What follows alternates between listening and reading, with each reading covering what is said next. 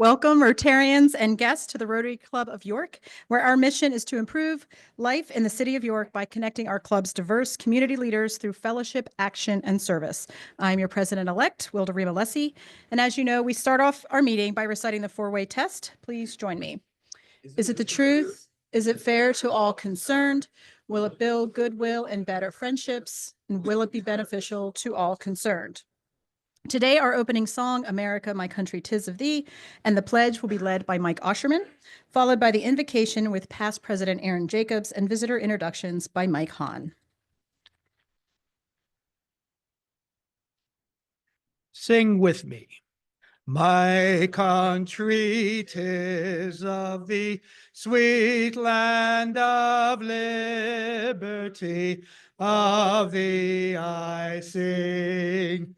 Land where my fathers died, land of the Pilgrim's pride, from every mountain side let freedom ring.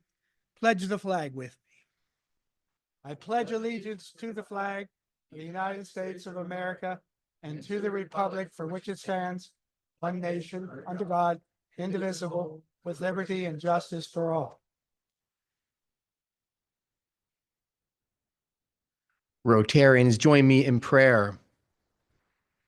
Dear God, we give you thanks today that you've gathered us as Rotarians in the spirit of joy, service, and gratitude. But we do know that some are today are overwhelmed with stress, strife, and struggle. And we ask that the collective spirit of joy and gratitude overcome the things that trouble us today, Lord, so that we can fulfill our mission of service.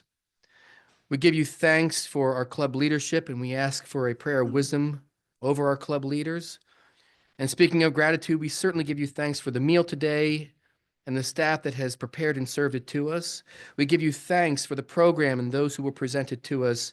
And of course, we give you thanks for our guests and the members who joined us today, with a special prayer of care for the members who aren't able to join us today. All this in your name we pray. Amen.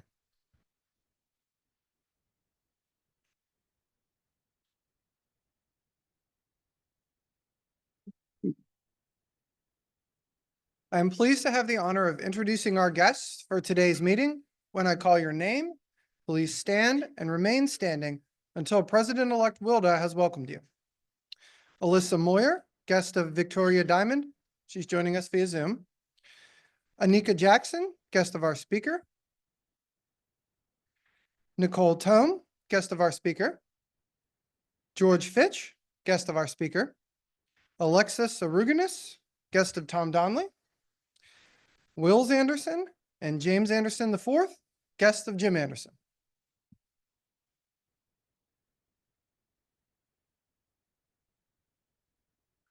On behalf of our Rotary Club, I'd like to extend a heartfelt welcome to all of our visitors today. It's always a pleasure to have new faces join us, whether you're here for the first time or returning.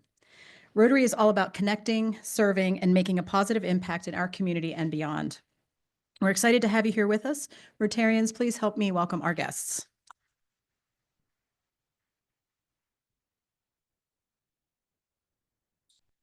Oh, sure. And now for some announcements. To celebrate Black History Month, the IDEA committee, with the help of our friends at the York County History Center, has prepared a slide for each week in February that highlights 2 African-American pioneers who have helped shape York. This week, we recognize George Wood and Gladys Rollins. The Rotary Club of York Board will meet tomorrow morning at 8 a.m. on Zoom. And also tomorrow, the Service Project Committee, or SPEEDY, will meet at 1:30 on Zoom. The Rotary District Conference will be held April 4th through the 6th at Hershey Lodge. This year's event is bringing together Rotarians from 4 districts, including our district 7390, for celebration, inspiration, and fellowship.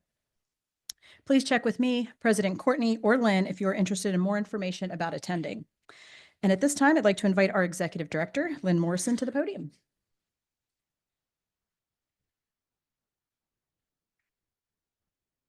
Okay, how's everybody today? Wasn't it beautiful driving up in the snow? I loved it. So this is the best meeting ever. but I say that every week. But one of the reasons that our meetings are so great is we're very blessed to have a good list of meeting technologists that help us every week. You know, we would love to have Ben out here with us every single week. I told him I was going to talk about this and he said, "Are you firing me?" I said, "Oh my gosh, no." But Ben and our other technologists have full-time jobs. So we're looking for a couple other technology people to add to our stable of technology folks. And we're asking for your help in maybe identifying some folks in our community who might be a good fit for that. So what are we looking for? They need to be awesome like Ben. But also, more importantly, they need technical expertise and experience managing meetings and running the audiovisual for meetings. This could be in your church, in your job, wherever. But some experience doing that, maybe running Zoom meetings as well, although we ask more of someone than merely running a Zoom meeting, as Ben will tell you. We need people who consistently be available on Wednesdays. Duh. They don't have to be here every Wednesday. You know, we see a lot of different folks here, but they need to regularly be available on Wednesdays. We don't ask our technologists here every week. They take turns. They might be here on an average every couple of weeks, but they do need Wednesdays available. And the most important thing is we need people who are flexible and can troubleshoot and might like hanging out with us. So if you know anybody who you think this might be a good fit for, please bring it to my attention or President Courtney's attention, and we'll talk with them with some more details. So thank you very much for your help.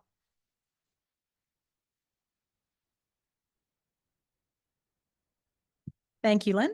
And now I invite our chair of the Service Project Development Committee, Speedy, Aaron Jacobs, to the podium for a committee spotlight to share awareness of what the Speedy Committee does, as well as give details on how this committee ties into our club's mission statement and strategic plan. Thank you, Wilda. Do I have the permission to advance that slide? There it is. Excellent. So I'm here to kind of give you the what and the why of the Service Project Development Committee. This is a brand new committee. It hasn't even had its first birthday yet, but we're working towards this. The purpose of this committee is as important as it is fairly straightforward. You can pretty much extrapolate what we do by virtue of the name Service Project Development. It's about service for this club. So I'm going to give you some of the factoids about it. Again, our job is to hone in on service for this club as it relates to the mission statement, particularly as it affects our community in York City. That is our club's focus, as it is primarily for this club. And my gosh, that font of white on yellow isn't helping me at all. But I'm going to try it anyway. Our goal is to we're not necessarily the idea generator, although we can be, but we're hoping to kind of evoke that in our membership to inspire you to look for things and to have us help you get it across the finish line, because we hear ideas all the time. And in doing so, that we align with the mission statement of our club. So basically what we do as a committee is we're trying to find out where our service gaps are right now. Like, for example, we're pretty heavy in environmental, but we could be doing better in youth. So we're going to try to work on that. But in saying that, we want diverse programs and projects. We need them small, medium, and large, all over the place. And these, the question is how do we know if these projects are successful? What are the key performance indicators for these things? And Speedy will help to develop that with whomever committee brings these forth. And in that our club doesn't act in a vacuum, that we have partnerships within the community to help make these programs come alive, to create more ownership and more success.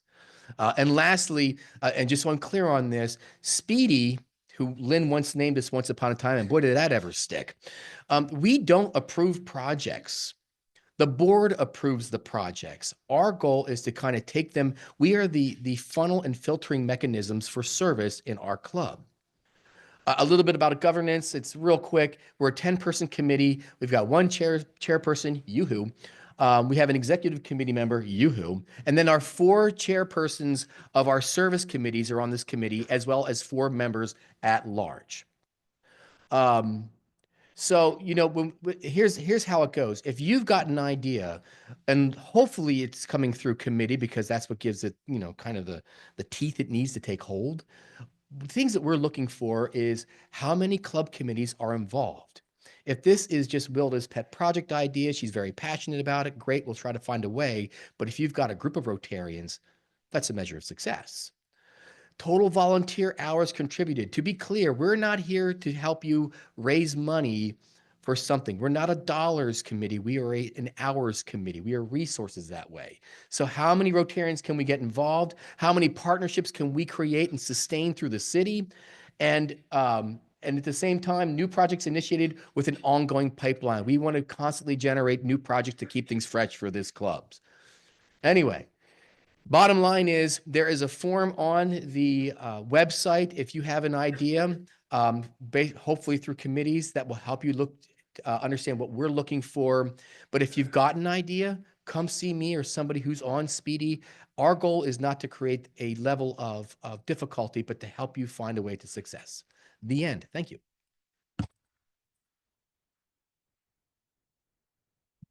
Thank you. Keep Aaron's inbox full with your project ideas and also working through our committees to help us accomplish our goal of finding a really impactful project for our club to undertake.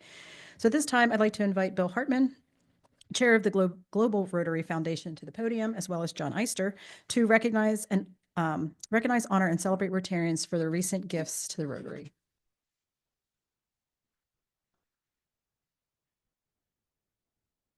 Good afternoon, fellow Rotarians. As you know, giving awards to our most generous, outstanding true Rotarians is one of my favorite things. And I'm really glad that this meeting is in person today. I was concerned this morning that it might be Zoom. I was working all morning with my different devices, trying to figure out which one would properly and best show off my blue chevron. So I'm glad we could do it here because you can all see that I'm wearing my blue chevron, which will hopefully inspire others to also become members of the Paul Harris Society. This is a great day because we've got 10 outstanding true Rotarians to recognize for achieving a level of Paul Harris Fellowship. While we do that, though, I'd like to suggest that we all take a moment to think about the good work that the Global Rotary Foundation is doing throughout the world and how these 10 Rotarians are enabling that to happen. And just to remind you, here are some of the things that the Global Rotary Foundation are supporting. Number one, promoting peace throughout the world. Number two, fighting diseases like polio, malaria, and AIDS. Number three, providing clean water and sanitation. Number four, saving mothers and children. Number five, supporting education. Number six, growing local economies. Number seven is protecting the environment. And number eight is sending half of the money back to Central Pennsylvania to work on worthwhile projects that will help improve lives right here in Central Pennsylvania. So these 10 Rotarians are really helping with that. And right now I'm going to ask John Eister, who is the vice chair of our committee, to help in presenting these awards. The first one is, and it's always special to do this one, the first one is a Rotarian who has achieved their first level of Paul Harris Fellowship, and that is Ann Anstadt. Ann, are you here today? Seeing that she's not here for this important special presentation, Vice Chair John Eister will accept on her behalf. Good job, John. BJ Begley, our treasurer, has achieved his first level. Actually, this is a Paul Harris Fellow +2. So we're glad you're here in person, BJ, and appreciate all your good work.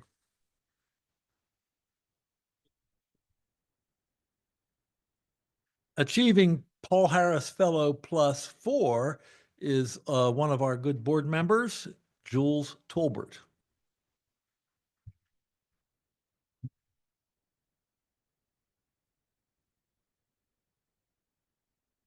George Hummel has been a long and consistent giver to the foundation and has achieved the level of Paul Harris Fellow +5.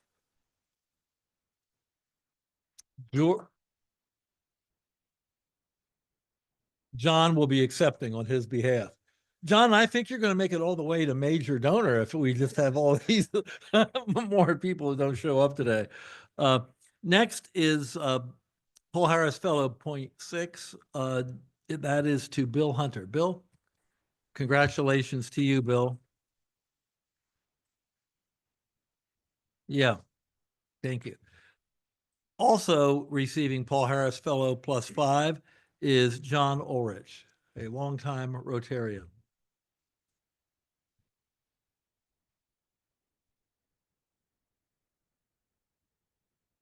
Accepting on the behalf of John Olkowski with a PHF +7, of course, is the vice chair of the committee, John Eister.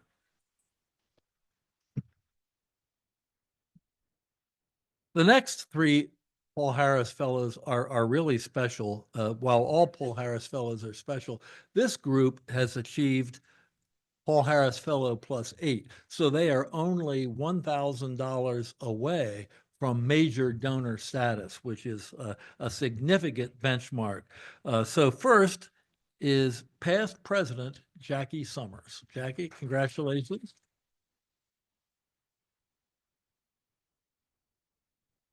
Next is also with a Paul Harris Fellow +8 is longtime Rotarian Sam Willman. Sam, congratulations. And lastly, with the Paul Harris Fellow +8 is the generous Jan Wogelmuth. Jan, thank you for all your support. Giving to the foundation is easy. You can do it online. And to show you how easy peasy it really is, that's showing my age, I think. John Eister is going to give you a very short tutorial. This will be very short because I'm not that tech savvy either, but anyway, so it is pretty easy. If you go to the yorkrotary.org, remember it's .org, not .com. Go to the charitable donations, as you can see up there, and that'll take you to the donation box. And then Rotary Foundation International Annual Fund, you're going to fill out all your information and then exactly what you want to give. I would hone in on that $1,000, not the $100, but we would gladly take anything. But really, it's that simple. It'll take a minute. Most of us probably have your credit card information somewhere already online. It might pop up. Maybe it'll even pre-fill your information, but truly it's that simple. And we really love to have as many people as we can in the Paul Harris Fellows and in the Paul Harris Society, where you would commit $1,000 a year. And we'd love to add some people to that as well. So have a great day and thank you again.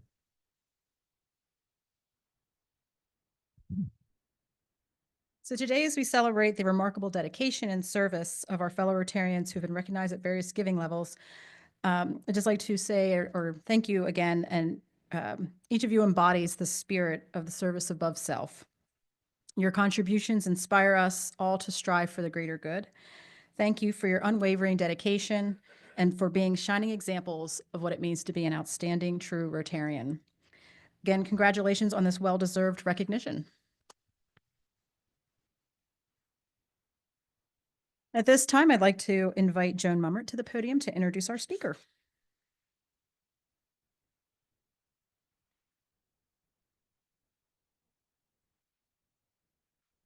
Good afternoon, everyone. Good afternoon. I know it's snowy. I have the privilege and pleasure of introducing Jenny Englerth today. I've had the honor of working with Jenny through the founding of the White Rose Leadership Institute Board of Directors. Her leadership is thoughtful, patient, insightful, and compassionate. She is a true asset to our community, as evidenced in 2021, when the Women's Giving Circle awarded her the Carolyn Eister Steinhauser Award for community building. Jenny has spent over 25 years working to improve the health of vulnerable populations through her employment with community health centers. Currently, she serves as the president and CEO of Family First Health, a nonprofit health care center providing high-quality, cost-effective care in urban and rural communities throughout South Central Pennsylvania. Since joining the organization in 2004, the organization has more than doubled its footprint and patient volumes while consistently meeting or exceeding state and national quality benchmarks. Jenny's passion for system-level change and knack for breaking down complex problems into actionable pieces and engaging diverse voices in system change work, which has positioned her to lead many change initiatives. She serves as chair of the Healthy York Coalition. She served on the founding board chair as the PA Coalition on Oral Health, and was the founding board chair of the White Rose Leadership Institute. She leads work focused on improving health for all at state and local levels, and in doing so is an advocate for building tables that value all voices and experiences. It's my pleasure to introduce Jenny.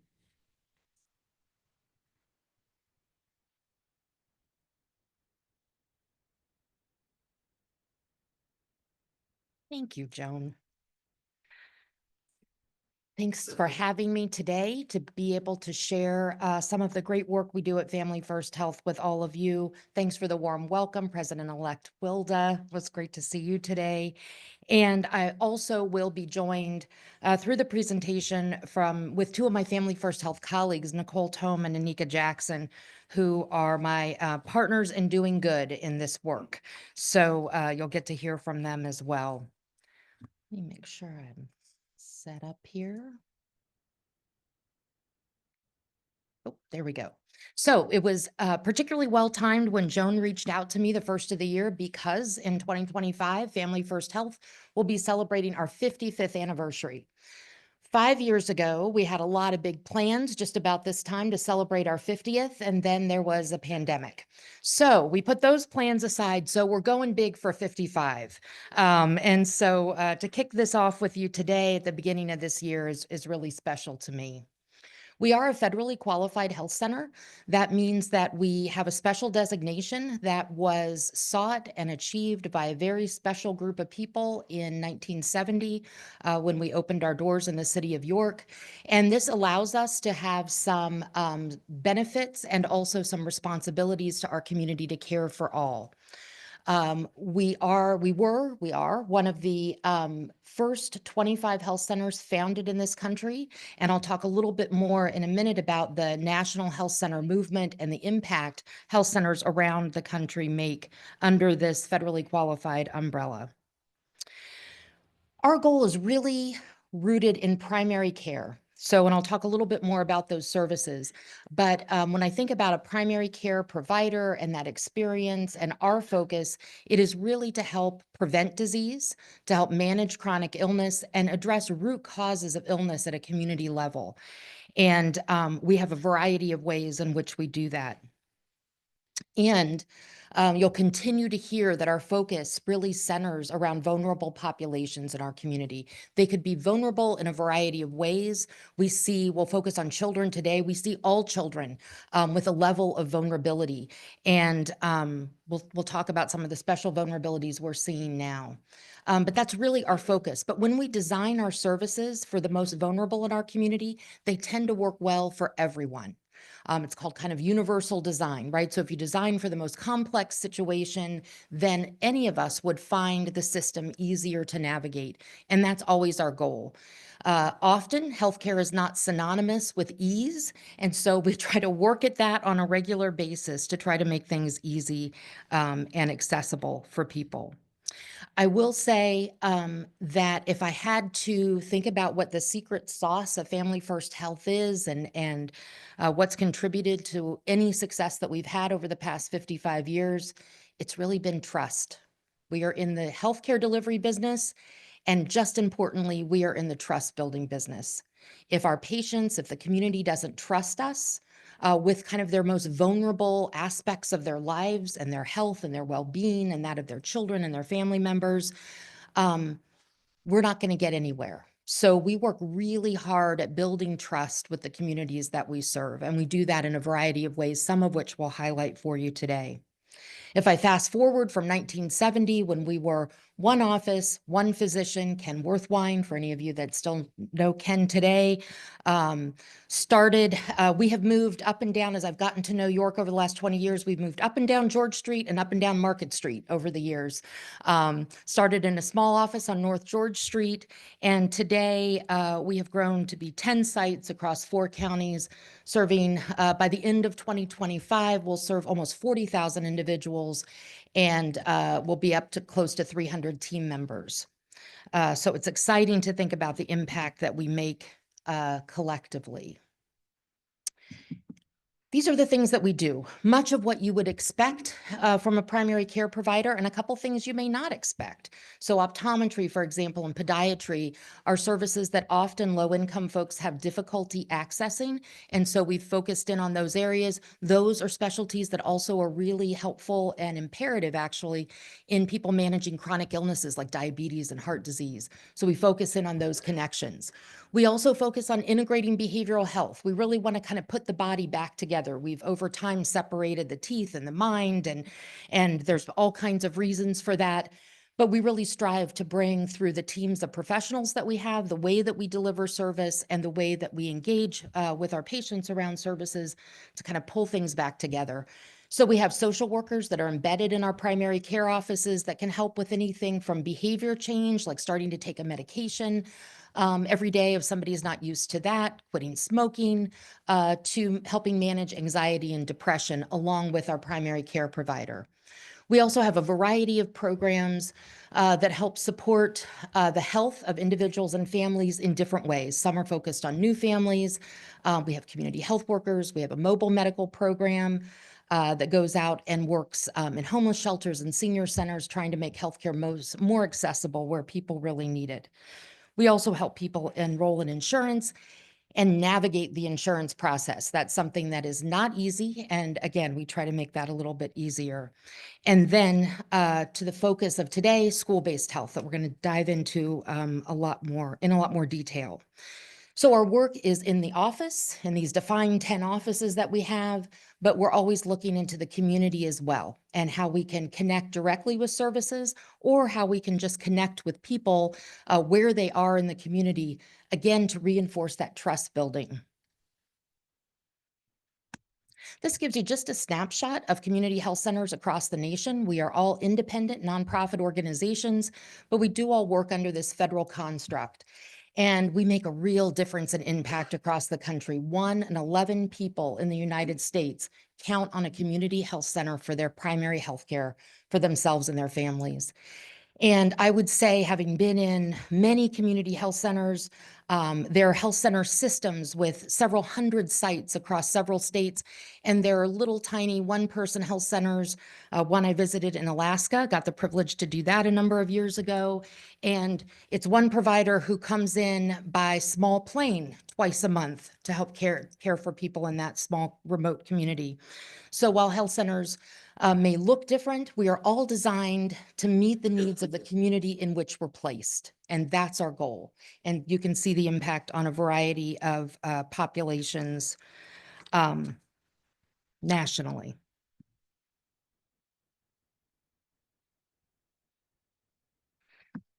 Just wanted to share our mission, vision, and values, and I'll focus on our mission. And 2020 was a time actually where we took a look as a board and staff at our mission, vision, and values. And I think that was actually, I wouldn't have said this initially, but it was a great year to do that work, because it really helped us crystallize what our role is.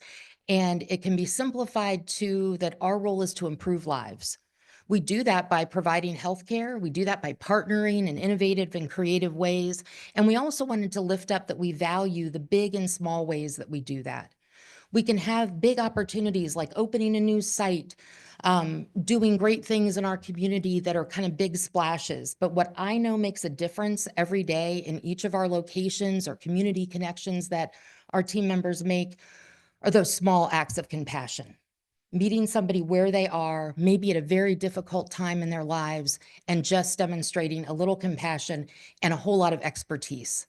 And that's our role. That's what our patients value. That's the value I believe we play in the community. And that is, I believe, the reason that we see people's health improve. Even in really challenging circumstances, we see people's health improve. Because I believe, especially looking out at this room and seeing, people that do great work in the nonprofit sector, have great contributions as volunteers, run really important businesses, and provide jobs and economic stability in our community. If we're not healthy, we can't participate fully in any of the great opportunities that our community offers. But with health, all things are possible. So our job at Family First Health is to improve the health of our community so that they can go to school and participate. They can help raise their kids in a productive way. They can be good members of our community. And if we get out of bed every morning feeling at least pretty good, we're more likely to be able to do that. So that's the role that I believe that we serve at Family First Health, and that community health centers across the nation serve in their communities. So today we're going to focus a little bit on children and adolescents in our community. And I'm going to kind of set the stage of what we're seeing nationally with young people. And we start with oral health. I grew up in a family where we were a farming family in the Midwest. We had very little access to oral health care. My dad was a printer part-time, and so he would print brochures, flyers, forms for the local dentist, who would then treat us for free on Saturday morning. My brother is 9 years older than I am, and I thought it was really cool that we got to go on Saturdays, and it was kind of special. My mom was the assistant. She's a nurse. She would sterilize equipment.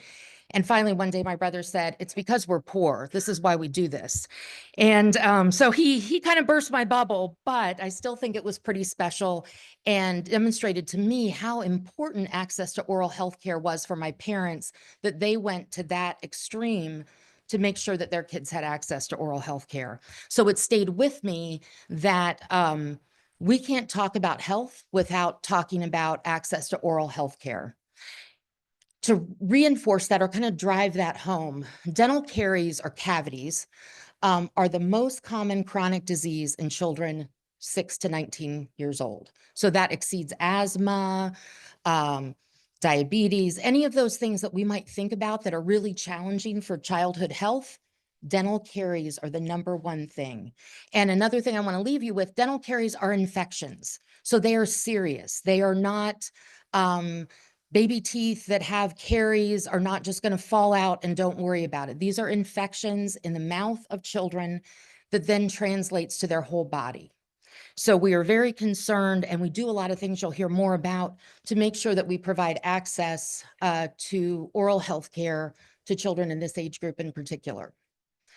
We'll shift to another area of focus, and that's behavioral health. 20% of children and young people 3 to 17 in our country have a mental, emotional, developmental, or behavioral disorder. Our young people are struggling, and these are statistics from 2019. So we know we've all journeyed through a pandemic together. We know that the young people in our lives had very unique impact on that in that time. And so without talking too much about root cause, what I want to focus on is the things that we can do to help support youth. We'll talk more about what we can do to help support youth in school, in our offices. We have all kinds of screening. We have all kinds of supports that we can offer so that children and young people can better manage their mental health in conjunction with their overall health and enter adulthood in a healthy state. To underscore some of the challenges we're seeing on kind of the extreme end of our mental health issues, are suicidal behaviors. And this was, again, before the pandemic. we had a very high rate of suicidal behaviors in young people. And so again, it's something we screen for in all of our offices. The more as a community that we can reduce stigma about talking about mental health, the better off our young people will be. And I think it's one of the most important things that we can do as adults is to be open, honest, and willing to have a conversation about mental health, just as we would about any other aspect of a person's overall health. Our kids are counting on us to do that. In some ways, they're leading the way, and we need to follow. And in other ways, we need to lead the way for them so that they have the space to be able to express openly and honestly the things that they're feeling.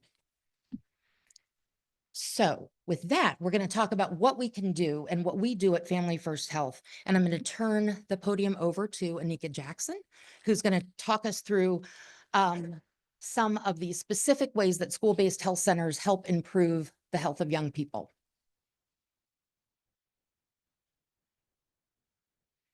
Thank you, Jenny, and good afternoon, everyone.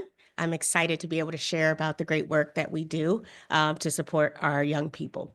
So continuing on with our current state, as we look at the cross-section of health of our students and young people, but also that impact on their academics. So some of our recent data that we've seen is 44% of U.S. K through 12 teachers reported feeling burned out often or always in a 2022 Gallup poll. And so if any of us are thinking about that, that has an impact on our students. You know, we're starting to see more and more teachers who are not showing up to work, calling off work. And this is really a challenge because students need the consistency. Our young people need that consistency. And we're hearing, you know, when we feel burned out often or always, then when we do show up, how are we showing up?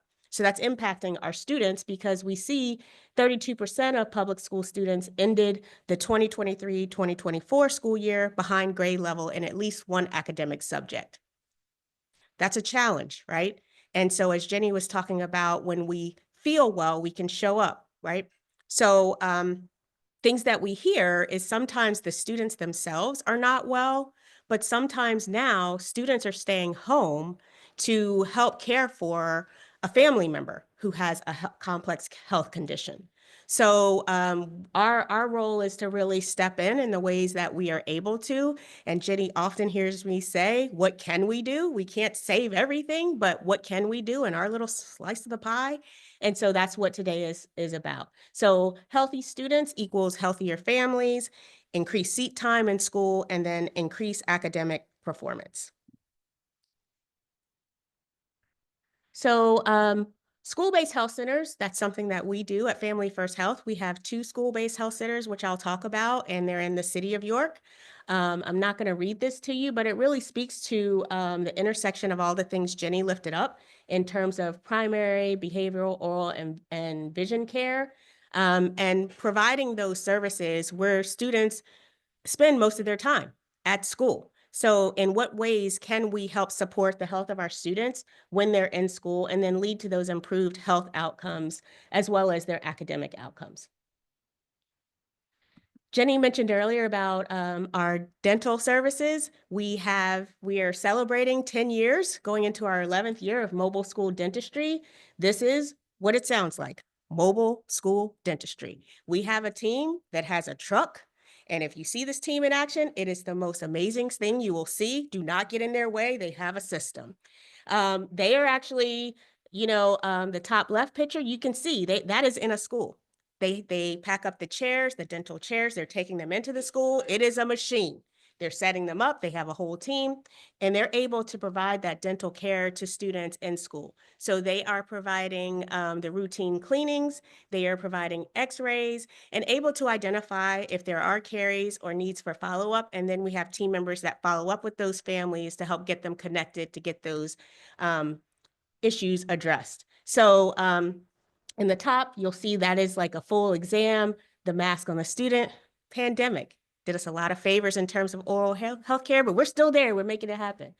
And then we also do screenings in the bottom right and education for students. So, you know, proper brushing technique and those kinds of things. So that team does a lot in the schools in terms of fitting into unique spaces. That's what I will say. So it might be in a library like this picture here. It might be in an auditorium that has sloped, they're making it happen. So this really shows we're in a lot of different school districts. This is just a sampling, and this program continues to grow every year. And something we want to lift up today is our close to 30 years of partnership with York City School District. We have Dr. George Fitch here today, and he has been a great partner with us in terms of how we have gone, I would say, deep into York City School District and the supports that we provide. I mentioned the 2 school-based health centers that we have at Hannah Penn, pre-K through 8, which we recently celebrated 25 years there. And then 2024. Just in the fall, we opened the health center at William Penn Senior High School in downtown York. And so I'll talk really briefly about those. But you can see some of the things that we provide at the school level and then also the district level to support health and wellness in the district. So as we look at our 2 school-based health centers that I mentioned, Hannah Penn Center and William Penn Senior High School Center, there are some nuances between those sites, and there's good reason. I'm going to hop down to school enrollment. If you look at school enrollment alone, you will see that the school enrollment at the high school is much larger than the pre-K through 8.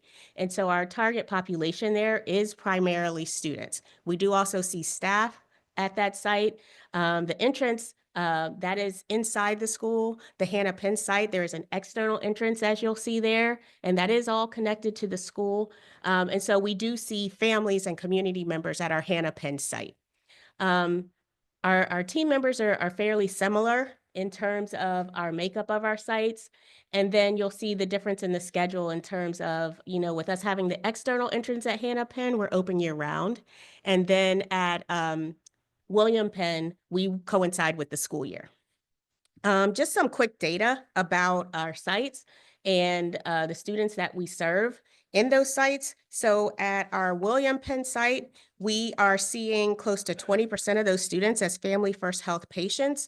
And as Jenny talked about behavioral health, to date, we just opened September 23rd. Yes, I know that date.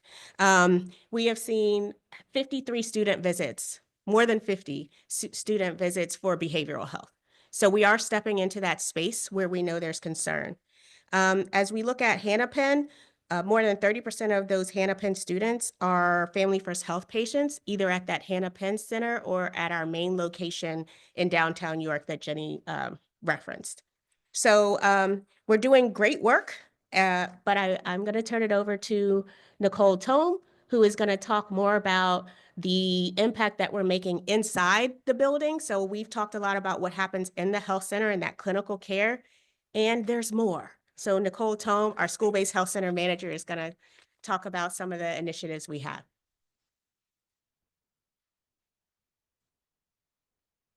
Thank you, Anika, and good afternoon to all of you. So I'm excited today to talk to you a little bit about some of the granular work that we're able to do at our school-based health centers. And Anika and Jenny both just shared with you a lot of the core services, as I like to call them, that we're able to provide right there within the walls of our health center. But I'm very fortunate through my role and also our behavioral health associate role to do a lot of initiatives that integrate our work into the school. So it's sort of the goal to seamlessly blend our goals as an organization and our school-based health goals with the school's goals. That would be maybe a part of their school improvement plan. And so when we think about health in general, we focus on mental health being an important avenue for health in our world today. And when you hear about 20% of individuals, 1 in 5, live with a mental illness, think about what that means for the number of students or staff members within a school building of 680 or 1,800. And so through our behavioral health associate, we're able to really focus on mental and behavioral health and building that bridge to our services. So I know Jenny mentioned the importance of building trust. It's really extra important when it comes to youth, children, teens who are at a stage of brain development where they are certainly still learning about decision making and impulse control and emotional regulation, social skills. And so our behavioral health associate role is very unique in that that role is able to really hone in on the specific needs of the students in the school, but then also understand what services are available and help advocate for the appropriate level of care, which may be our behavioral health consultant, or it may be another behavioral health provider in the school. And so through the behavioral health associate role, which we've had at Hannah for a few months now, almost a year and a half, we are able to provide curriculum-based support. And so we have curriculum that we selected for the K-4 students, and then another unique curriculum for our students in 5th through 8th grades. And our behavioral health associate, through referrals from the student service team, works hand in hand with the school staff to identify students that could use just a little bit of extra, maybe more than what they're learning in the classroom. And so working through parental consents, we then can host these sessions, anywhere from 10 to 12 sessions. So that could be several week process to get through the curriculum with students that the school has identified could really benefit from just a little bit more. Beyond that, we open up a youth calming space for teenagers or for any student really at Hannah Penn. And this is a space that's built with a lot of different things in mind: sensory materials, fidget materials, maybe even alternate seating, materials that can help students connect with nature or music or maybe physical activity. And so we've all been in classrooms where we've noticed maybe a student just having a moment. But what happens when they're having that moment, maybe not being able to maintain their emotions, they're interrupting the learning of all other students. And so through this youth calming space, our staff at Hannah Penn can just email our behavioral health associate and say, hey, are you available? And if so, he can go to that classroom, get that student, bring them down to the calming space, and allow them to choose whatever material they feel they need to get back to an emotional state to go back to class. That allows the other students in class to get back to their education. And it can also help that student identify for themselves what it is they need to help regulate their emotion, which they're still learning about. And I think even as adults, we still have ways that we can learn to help regulate our own emotions. As you can imagine, we have staff at the school that have asked if they can come down and use the space. How nice would it be if all of us had spaces within our workplaces where we could just go for a few minutes and do what we need to do to get back to a better version of ourselves so that we could do the work that we need to do. That initiative is open to any student. And so our behavioral health associate finds tons of positive feedback from our staff at Hannah Penn that helps their classroom culture a little bit more. We've also found through this role, the Youth Health Advisory is something we're very excited to share with you today. This is a group of students who have gone through an application process and have identified themselves as interested in health and the health and wellness of their school. We are currently the only club at Hannah Penn, so we're excited to announce that. And it's about 25 students, 5th through 8th grade. We meet weekly with them to talk about all things health. We hear their voice and we can elevate that voice, so that helps to drive the work that we do. We can also help them see, as the older students in the building, their role as the leaders in the building. So we work on small initiatives to help plug them into what we're already doing, what's already existing, but we also think about other grand things that maybe they're helping drive for us. When you think about school-based health, certainly remember those core services. But we also think about integrating into the school any way that we can to support health and wellness of students. This is what we call the Hallways to Health model. So we're looking at any initiative that maybe already exists in the school that we can help elevate, or brand new initiatives that we can host all together. We're looking at supporting the overall school culture and climate. We're looking at obviously helping the health outcomes for our students, and then ultimately healthy students, we're hoping are going to show those better academic outcomes. So I'm not going to go through this whole list with you. I will cover just a few of them, some of the examples of things we've already been able to plug into at Hannah Penn. First, we have our morning welcome committee. It is exactly as it sounds. We and other community providers in the school, we just show up on the mornings as students are walking in, and we greet them with a smile, a welcome, maybe in their own language. And we do sometimes host special activities with the Morning Welcome Committee. And so, for example, this month being Valentine's month, we are asking students, what is your favorite way to spread a smile? And then they get to pick from 5 options. We quickly pull them and tally. And then we display those results on a bulletin board outside of the cafeteria that helps the whole school climate understand and see different ways that you can spread smiles. We're using the 5 love languages as the different ideas for options. We've also asked students how they feel in the morning, and the 5 options they could choose from were the basic emotions from the movie Inside Out. Have you ever asked a 2nd grader how they're feeling at 8 o'clock in the morning? It's tough. That's not necessarily a question that they've been asked or even know how to engage in a response. But it's fun and it's a great way to help with their emotional intelligence and just becoming comfortable with that kind of language, talking about their emotions. And so Morning Welcome Committee will continue. Again, it's usually just Monday mornings. A group of us show up at the different student entrances, and we do it for staff too, and they find that they enjoy just that few minutes of positive engagement to start their day. This also helps us with the students knowing who we are and recognizing why we're in the building, seeing that we're there to help their health and wellness. We also support a student hygiene distribution. And so this is an initiative where we focus on, obviously, our 3rd through 8th grade students at a pivotal moment in their lives, puberty, when their bodies are changing. We talk about hygiene, giving a quick hygiene lesson of what it is, why it's important to focus on it. And we help students understand that as they get older, their independence is growing, which means health becomes something that is their responsibility. We empower them as well with a kit, a hygiene kit, and it can contain things like deodorant, body wash, lotion, anything you might need, so that as a teenager, they can kind of feel empowered to get that jump started for themselves.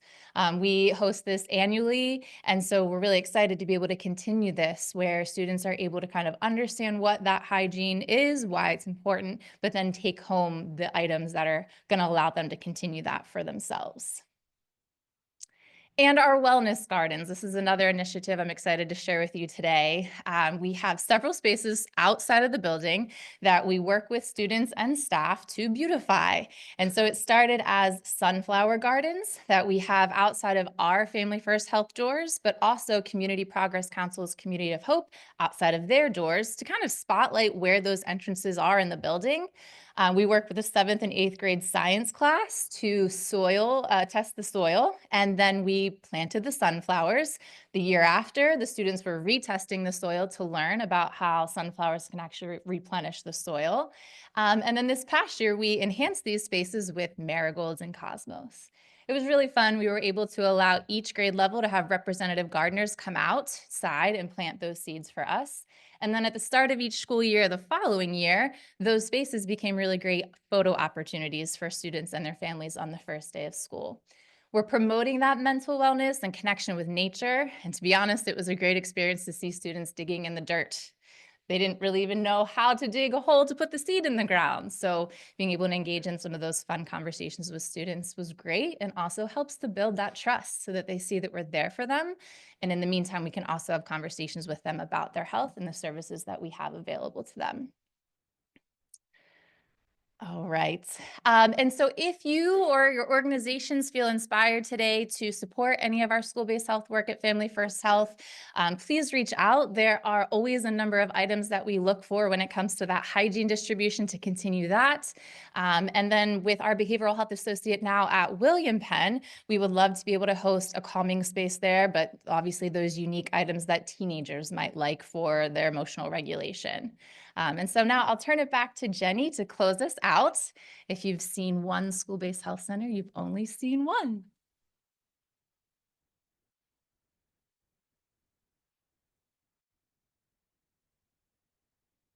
Thanks, Nicole and Anika. Boy, I get to work with some great people. Makes me so happy. In closing, I'd just like to say a few things. One is that, our work in schools, and just so you understand kind of the logistics of it, part of the school-based health center movement is to help parents and families, right? So a child can receive their dental care during the school day. A child can come down and see the healthcare provider, the doctor, during their school day. So parents enroll their children. We like to say that we want to empower students and engage families. So this is not something that is set aside and separate or secretive from parents or families.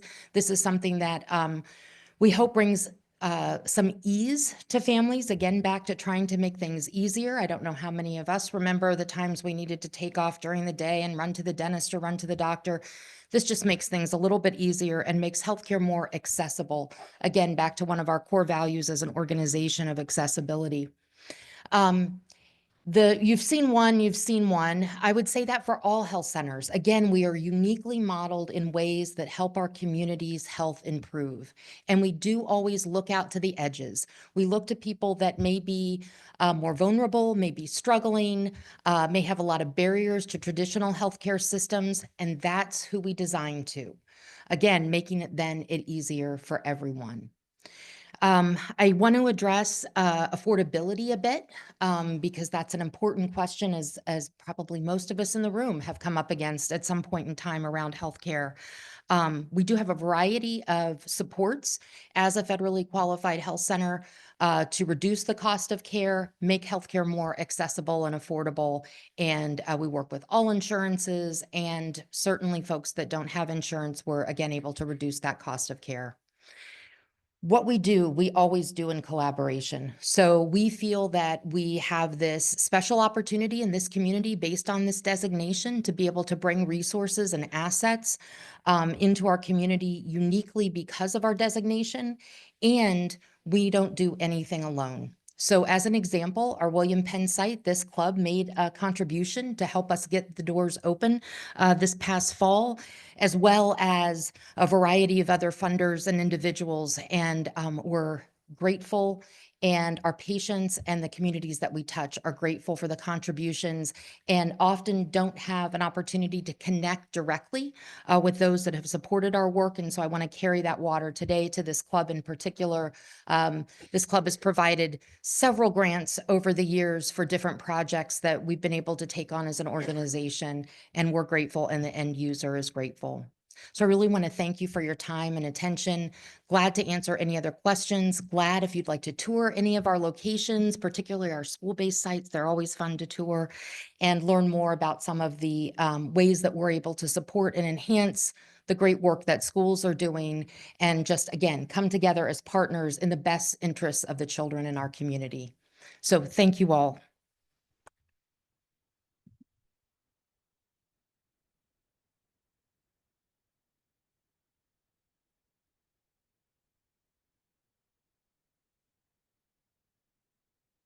I'm sure if you have any questions, you can ask Jenny afterwards. We are right on time here. So Jenny, thank you so much for sharing how Family First Health provides patient-centered, team-based care that prioritizes wellness and prevention. Your work is truly making a difference in our community. And congratulations on 55 years of meeting patients' needs through consistent preventative care and comprehensive services. We're excited to see how your vision continues to take shape and shape the future of healthcare in York County. Let's give Jenny, Anika, and Nicole another warm round of applause for their leadership and impact. So as you know, instead of giving the speakers a gift, we purchase a book and ask them to sign the book plate and donate it locally. This week's book will be donated to the McKinley Elementary School in York City, along with the bookmark made by students at Creative York. Next week, our speaker will be Sully Pinos, Executive Director of YCEA's Bloom and Business Empowerment Center. As a program of the York County Economic Alliance, Bloom has impacted over 900 businesses since its inception in 2022. I'm going to say 2002. Emerging as a key initiative of the York County 10-year Economic Action Plan, with a mission to provide access to capital, education, and opportunities for entrepreneurs and small businesses. Bloom has launched a range of educational programs, microgrants, and lending initiatives to support businesses of all sizes. The presentation will include a recap of its work, insights, and what's ahead for Bloom as it works toward becoming a community development financial institution, further expanding its ability to deploy capital and resources to businesses and entrepreneurs across the area.